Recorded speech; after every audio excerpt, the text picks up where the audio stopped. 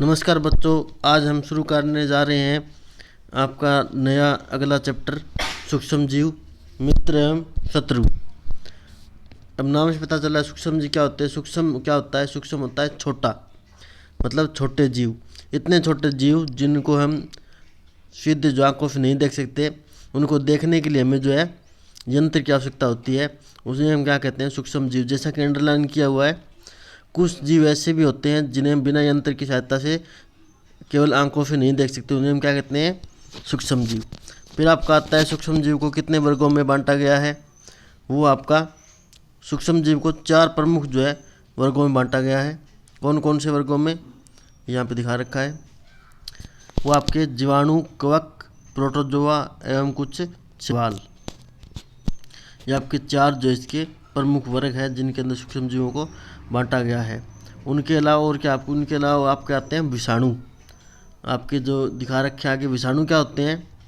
विषाणु नाम से पता चल रहा है, विषाणु विष अणु, मतलब जो जहरीले होते हैं या ये कह सकते हैं जो नुकसानदायक होते हैं। ये वे सूक्ष्म जीव होते हैं जो केवल प्रपोषी में ही गुणन करते हैं। ये जीवाणु पौधे अथवा जीव जंतुओं में गुणन करते हैं। गुणन का मतलब क्या होता है? वृद्धि करते हैं अपनी। ठीक है। कुछ सामान्य रोग होते हैं जैसे कि जुकाम, इन्फ्लुएंजा, फ्लू एवं अधिकतर खांसी जो होती है वो किससे होती है? विषाणु द्वारा होती है। कुछ विशेष रोग जैसे कि पोलियो एवं खसरा वो भी किससे होते हैं? विषाणु से होते हैं। अतिसार एवं मलेरिया प्रोटोजोआ जो है, अतिसार एवं मलेरिया जो वो किससे होता है? आपका प्रोटोजोआ द्वारा होता है। और टाइफाइड एवं अक्षय रोग जो है वो किससे होते हैं? जीवाणु द्वारा होते हैं। तो ये इसके अंदर बता रखा है भी, जीवाणु से कौन से रोग होते हैं, विषाणु से कौन से होते हैं।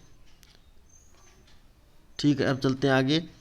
ये कुछ विषाणु और जीवाणु को जो दिखा रखे हैं, सबसे पहले इसमें जीवाणु दिखा रखे हैं कौन कौन से हैं।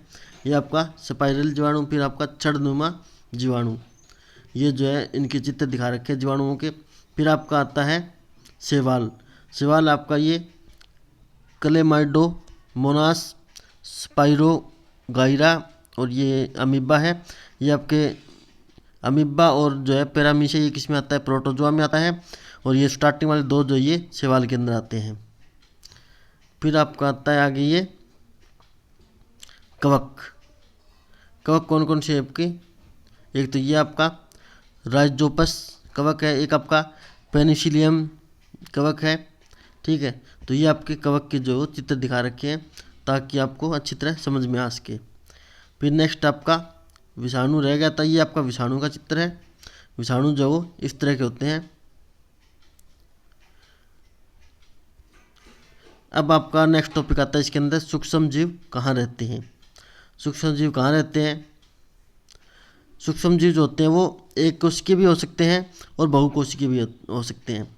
जैसे कि जीवाणु और कुछ शैवाल प्रोटोजोआ जो है वो एक कोशिकीय होते हैं और बहुकोशिकीय भी होते हैं। जैसे शैवाल और कवक जो वो बहुकोशिकीय होते हैं।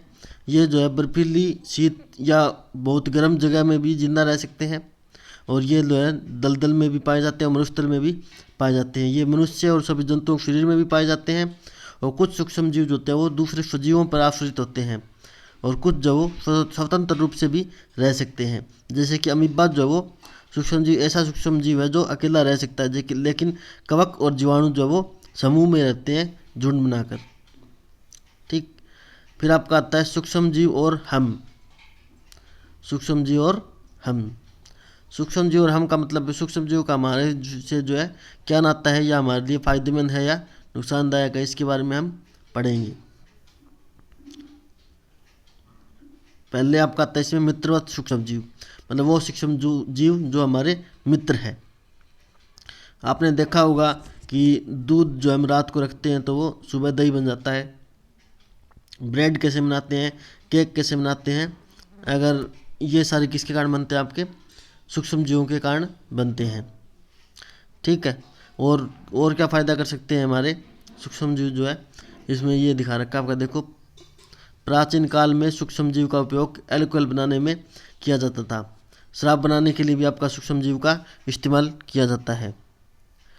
फिर आपका इसके अंदर और क्या कर सकते हैं सूक्ष्म जीव? ये आपका जो है पर्यावरण को स्वच्छ रख सकते हैं। कैसे रख सकते हैं? ये छिलके, जंतु, विष्टा और भी जो अपशिष्ट पदार्थ होते हैं उनका अपघटन करते हैं, और अपघटन करके उनको जो है वो मिट्टी में बदल देते हैं। ठीक है। और ये जो आपका मिट्टी जो होती है उसको उपजाऊ भी बनाते हैं। ठीक है। और इनका उपयोग जो है औषधि बनाने के लिए भी किया जा सकता है।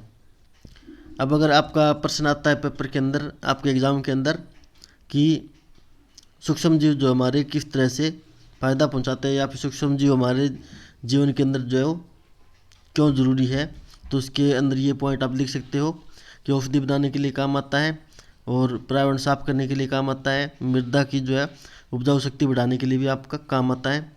फिर है दही एवं ब्रेड का बनाना। ये हम बात कर चुके हैं दही कैसे बनती है। जब हम दूध को रात को रखते हैं तो उसके अंदर जो जीवाणु जो है वो जनन करते हैं, वो उनकी संख्या बढ़ जाती है। उनकी संख्या बढ़ने के कारण आपका दूध खट्टा हो जाता है और दूध से आपका दही बन जाता है। ठीक है। फिर आपका आता है इसमें दही में अनेक सूक्ष्मजीव पाए जाते हैं। कौन से सूक्ष्मजीव पाए जाते हैं? जिनमें लैक्टोबैसिलस नामक जीवाणु प्रमुख है। दही के अंदर कौन सा सूक्ष्मजीव पाया जाता है? लैक्टोबैसिलस जीवाणु पाया जाता है। दूध को दही में परिवर्तित कर देता है। ये आपका 1 नंबर क्वेश्चन बनता है कि दही के अंदर जो है वो कौन सा जीवाणु पाया जाता है, तो इसमें आप बता सकते हो। फिर आपका आता है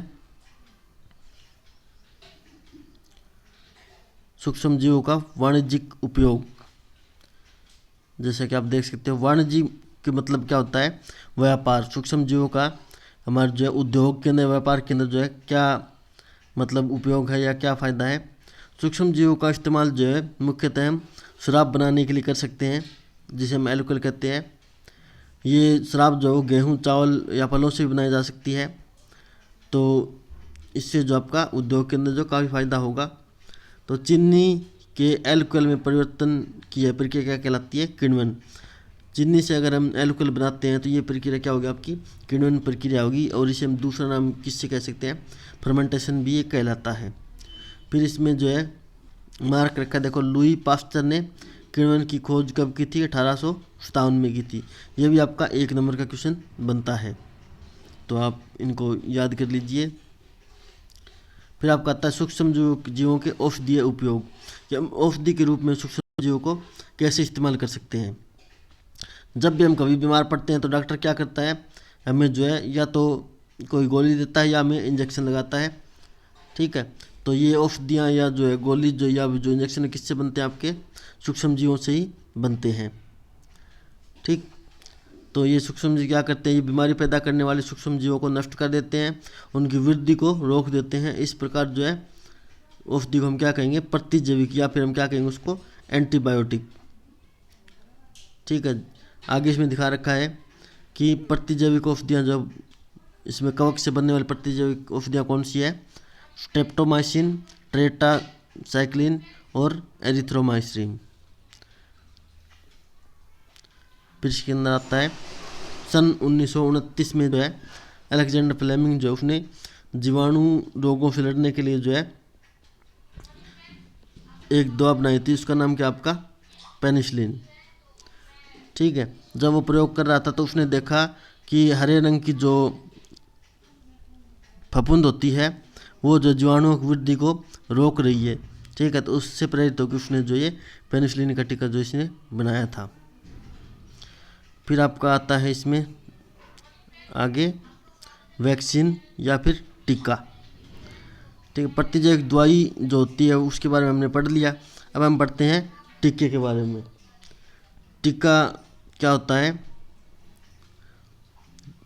जब रोगकारक सूक्ष्मजीव जो होते हैं वो हमारे शरीर में प्रवेश करते हैं तो हमारा शरीर क्या करता है? हमारा शरीर उससे लड़ने के लिए जो है प्रतिरक्षी उत्पन्न करता है। ठीक है। और बाद में अगर दोबारा वो बीमारी आती है तो शरीर को ये याद रहता है कि ये वही रोगाणु है जो पहले हमने ख़त्म किए थे। मतलब उनसे लड़ने का शरीर को तरीका आ जाता है, तो इस कारण वो बीमारी जो है दोबारा नहीं होती। तो इसी कारण जो है हमें बचपन में जो है कई टीके लगाए जाते हैं, जैसे पोलियो की ड्रॉप्स दी जाती है, खसरा का टीका होता है। ठीक है। तो वो टीके जो है वो जब उसके जीवाणु हमारे शरीर में जाते हैं तो शरीर जो उनसे अपनी प्रतिरक्षा करना याद रखता है, और आगे जब भी कोई बीमारी आती है तो हमारा जो शरीर उससे प्रतिरक्षा करता है और वो बीमारी ठीक हो जाती है। फिर इसमें दिखा रखा आपका कि एडवर्ड जेनर ने चेचक के लिए 1798 में चेचक के टीके की खोज की थी। तो ये बहुत इंपॉर्टेंट क्वेश्चन है कि चेचक के टीके की खोज किसने की थी, तो वो आपका कौन है, एडवर्ड जेनर। ये भी आपका 1 नंबर का क्वेश्चन जो है इंपॉर्टेंट बनता है। फिर आपका आता है मिट्टी की उर्वरता में वृद्धि। अब ये जीवाणु जो मिट्टी की उर्वरता में वृद्धि कैसे करते हैं, ये जो है जीवाणु जो होते हैं मृदा में नाइट्रोजन का संवर्धन करते हैं तथा उसकी उर्वरता में वृद्धि करते हैं। इसे सामान्यतः जैविक नाइट्रोजन स्थिरीकरण कहते हैं। ठीक है, जो भी आपके अपशिष्ट पदार्थ होते हैं उनको अपघटित करके ये क्या करते हैं, नाइट्रोजन के ऑक्साइड बनाते हैं, उससे जो फिर नाइट्रोजन जो मुक्त होती है अपने वातावरण के अंदर, तो इस कारण जो है वो नाइट्रोजन का संवर्धन करते हैं। जिसमें दिखा रखा है नाइट्रोजन स्थिरीकरण नीले हरे शैवाल। फिर नाइट्रोजन का स्थिरीकरण करने वाले कौन करता है, नीले हरे शैवाल करते हैं। फिर आपका आता है पर्यावरण का शुद्धिकरण। पर्यावरण का शुद्धिकरण कैसे करते हैं ये जीवाणु। आपने देखा होगा कि अगर फलों सब्जियों के जो छिलके होते हैं या फिर पेड़ों के पत्ते होते हैं, जंगल में जाए कौन सफाई करता है, कोई नहीं करता। वहाँ पे जो है पत्ते अपने आप जो वो ख़त्म हो जाते हैं, गल सड़ के वो मिट्टी में बदल जाते हैं। उनको कौन मिट्टी बदलता है, ये जीवाणु बदलते हैं। तो इससे हमारा जो है पर्यावरण शुद्ध होता है। पर्यावरण शुद्ध करने के अंदर भी इनका विशेष योगदान है। फिर आपका आता है हानिकारक सूक्ष्म जीव। अब कुछ सूक्ष्म जीव होते हैं वो हानिकारक भी होते हैं, सभी सूक्ष्म जीव जो फायदा पहुंचाने वाले नहीं होते हैं। तो वो सूक्ष्म जीव जो रोग उत्पन्न करते हैं उनको हम क्या कहते हैं, रोगाणु या फिर रोगजनक। ठीक है, फिर आपका आता है मनुष्य में रोग कारक सूक्ष्म जीव। मनुष्य में रोग फैलाने वाले सूक्ष्म जीव। जब ये सूक्ष्म जीव जो है श्वास के द्वारा या भोजन के द्वारा हमारे शरीर में पहुंचते हैं, तो ये क्या करते हैं, जो एक संक्रमित व्यक्ति से जो विषाणु होते हैं उनके हमारे भोजन के द्वारा हमारे शरीर में पहुंचा देते हैं। उस कारण हम भी जो बीमार हो जाते हैं। और ऐसे रोगों को हम क्या कहते हैं, संचरणीय रोग। अभी ताज़ा कुछ दिनों में अपडेट जो चल रही है, आपको पता होगा कोरोना वायरस के बारे में। तो वो भी कैसे फैलता है, वो भी एक संचरणीय रोग है, हवा के द्वारा फैलता है। जब कोई संक्रमित व्यक्ति हमारे सामने खांसता है या बोलता है तो उसके विषाणु हमारे शरीर में आ जाते हैं और हम भी बीमार हो जाते हैं। और जुखाम भी एक टाइप का जो है क्या है, संचरणीय रोग है। ठीक है, ये भी किसे होता है, आपका विषाणु द्वारा होता है। फिर इसमें क्या है, रोग वाहक, मतलब रोग वाहक कार्य कौन करते हैं, सूक्ष्म जीव जो मक्खी कीट या जंतु जो होते हैं उनके ऊपर जो है रोग कारक वाले जो सूक्ष्म जीव चिपक जाते हैं। जब वो कहीं दूसरी जगह जाते हैं मक्खी या मच्छर, तो वो अपने साथ बीमारी को दूसरी जगह ले जाते हैं। ठीक है, इसी तरह से जो आपका कुछ बीमारियां होती है, जैसे मादा, ये आपका मलेरिया है या फिर डेंगू है। तो मलेरिया किससे होता है, आपका मादा एनाफिलीज मच्छर से होता है।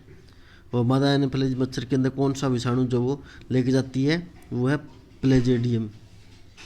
ठीक है, प्लेज्मोडियम। जो मादा एनाफिलीज जो है किसी ऐसे इंसान को काटती है जिसको पहले से मलेरिया है, तो उसके अंदर जो प्लेज्मोडियम जो आपका विषाणु है वो उसके मच्छर के पेट में चला जाएगा। फिर जब मादा एनाफिलीज मच्छर जो है किसी दूसरे को काटेगी तो वो भी उसको भी मलेरिया हो जाएगा। इसी तरह जो है मादा एडिज मच्छर से क्या फैलता है, आपका डेंगू फैलता है। ये दोनों इंपॉर्टेंट क्वेश्चन है। क्वेश्चन आपका पेपर में आ सकता है कि मलेरिया कौन से मच्छर से फैलता है, या फिर ये भी आ सकता है मलेरिया जो वो कौन से परजीवी द्वारा फैलता है। ठीक है, इसी तरह से एड्स जो डेंगू जो वो कौन से मच्छर द्वारा फैलता है।